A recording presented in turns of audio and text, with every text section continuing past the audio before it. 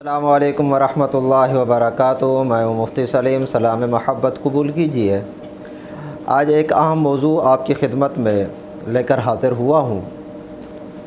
قضا نمازوں کا طریقہ کیا ہے اور قضا نمازوں کی نیت کیسے کی جاتی ہے؟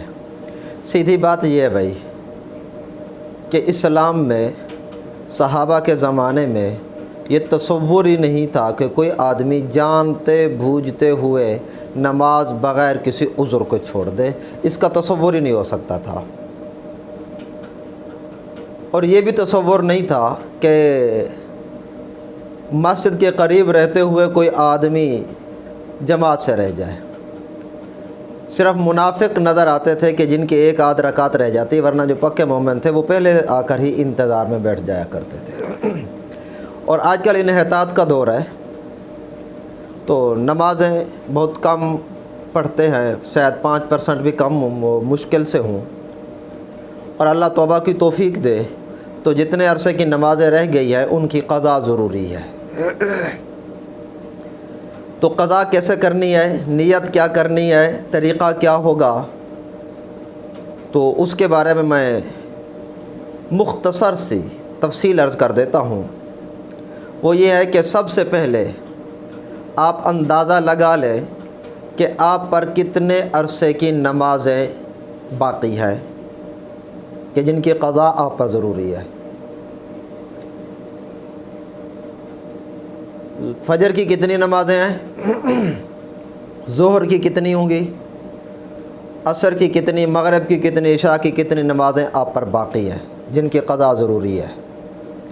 اور یہ قضا کا اندازہ لگایا جائے گا بلوغت سے بعد، کیونکہ بلوغت سے پہلے نماز فرض نہیں ہوتی، بلوغت کے بعد نماز فرض ہو جاتی ہے۔ اگر یقینی طور پر معلوم ہے تو ٹھیک، اگر یقینی طور پر معلوم نہیں تو تخمینہ لگا لے، اندازہ لگا لے کہ کتنی نمازیں ہیں۔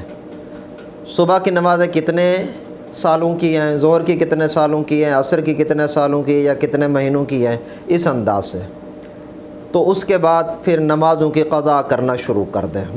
مثال کے طور پر آپ سمجھتے ہیں کہ فجر کی جو نمازیں میرے ذمے باقی ہیں جن کی قضا کرنی ہے وہ ہے، اللہ آپ کا بھلا کرے، 3 سال کی یا 4 سال کی یا 5 سال کی، 5 سال کی ہیں، تو آپ 5 سال 365 دن بنتے ہیں، ان کے ساتھ ضرب دے دیں، جتنا حاصل ضرب لگے گا ملے گا، تو وہ نمازیں آپ پر صبح کی قضا لازمی ہے۔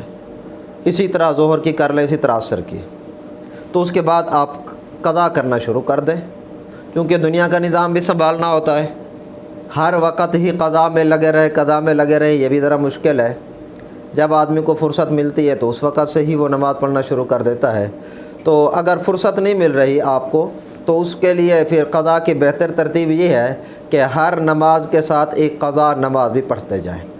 مثلا صبح کے ساتھ بھی قضا کی پڑھ لیں، ظہر کے ساتھ بھی علیحدہ ایک قضا کی پڑھ لیں، عصر کے ساتھ، مغرب کے ساتھ، عشاء کے ساتھ، تو انشاءاللہ آپ کی قضا نمازیں جتنے سالوں کی باقی ہیں اتنے سالوں میں ہی ادا ہو جائیں گی آپ کی۔ نیت یوں کرنی ہے کہ سب سے پہلے صبح کی فجر کی جو قضا نماز میرے ذمے باقی ہے میں وہ اللہ کی رضا کے لیے پڑھ رہا ہوں۔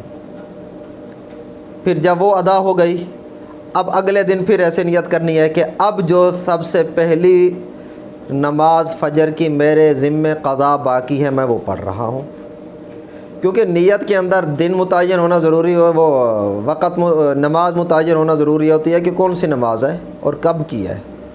تو ہاں، یا تو ہے نہیں تخمینے میں، تو جو سب سے پہلی نماز ہوگی آدمی وہ نیت کر لے تو یہ کافی ہوگا۔ ظہر کے وقت آدمی یوں نیت کر لے کہ ظہر کی نماز میرے ذمے میں قضا جو سب سے پہلی باقی ہے میں وہ قضا کر رہا ہوں، ادا کر رہا ہوں۔ اسی طرح اگلے دن پھر ایسے نیت کرتا جائے، تو انشاءاللہ جتنے سال اس کی قضا باقی ہے اتنے سالوں میں وہ ہر نماز کے ساتھ ایک ایک پڑھتا جائے تو انشاءاللہ اس کی قضا پوری ہو جائے گی۔ قضا کے نمازوں میں وہ رکعتیں کتنی ہیں قضا کی؟ تو دن کے اندر 20 رکعت بنے گی۔ سنتوں کی قضا نہیں، نوافل کی بھی قضا نہیں ہے، فرائض کی قضا ہے، اسی طرح واجب کی بھی، تو یہ کل 20 رکعت بن جاتی ہیں، 2 صبح کی، 4 ظہر کی، 4 عصر کی، 3 مغرب کی، 4 عشاء کی اور 3 وتر، تو یہ کل 20 رکعتیں بن جائیں گی۔ تو آدمی اس طرح قضا کرے۔ تو قضا کے معاملے میں تھوڑی سی آسانی اور سہولت بھی ہے، اس کو لازم نہیں پکڑ لینا۔ جو ادا نمازیں پڑھنی ہیں ان پر یہ کام نہیں کرنا، قضا میں اگر کرنا چاہیں تو وہ آپ کو گنجائش حاصل ہے۔ مثلا کون سی آپ کے لیے آسانی ہے؟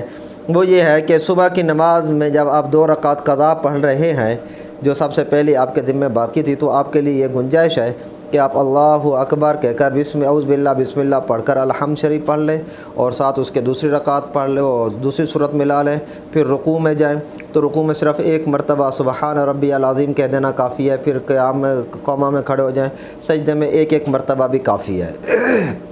اور اتحیات میں تو اس میں جو ہے نا اتحیات پڑھنے کے بعد درود شریف وقت ہے تو مکمل پڑھ لیں۔ اگر آپ سمجھتے ہیں کہ مصروفیت بہت زیادہ ہے، نمازیں بھی بہت ساری قضا ہیں، تو وہاں صرف آپ اللہم صلی علی محمد و آل محمد یہ کہہ کر بھی سلام پھیر سکتے ہیں، آپ کی قضا نماز پوری ہو گئی۔ اور 4 رکعتیں ظہر کی ہیں تو اس میں بھی آسانی بہت زیادہ، اگر آپ سہولت سے فائدہ اٹھانا چاہیں تو سہولت بھی ہے کہ اللہ اکبر کہہ کر اعوذ باللہ بسم اللہ پڑھ کر سورہ فاتحہ دوسری مختصر سی صورت ملا لیں، اور جیسے میں نے عرض کیا کہ سامع اللہ لمن، جب آپ رکوع میں جائیں تو اس میں 1 مرتبہ تسبیح پڑھیں، سجدوں میں بھی 1 مرتبہ تسبیح پڑھیں۔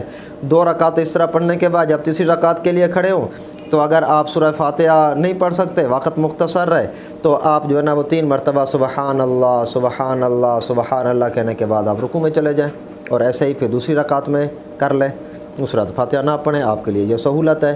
اور پھر اتحیات میں جانے کے بعد آپ اتحیات پڑھنے کے بعد اللہم صلی علی محمد و آل محمد پڑھ کر یہ سلام پھیر دیں، یہ آپ کے لیے سہولت ہے قضا نمازوں میں۔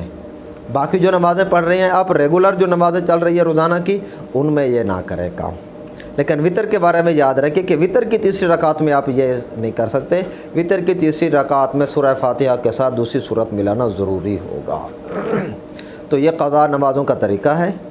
اگر نمازیں آپ کے ذمہ باقی ہیں تو سستی نہ کریں، توبہ کرنے کے بعد ان کی قضا کرنا شروع کر دیں۔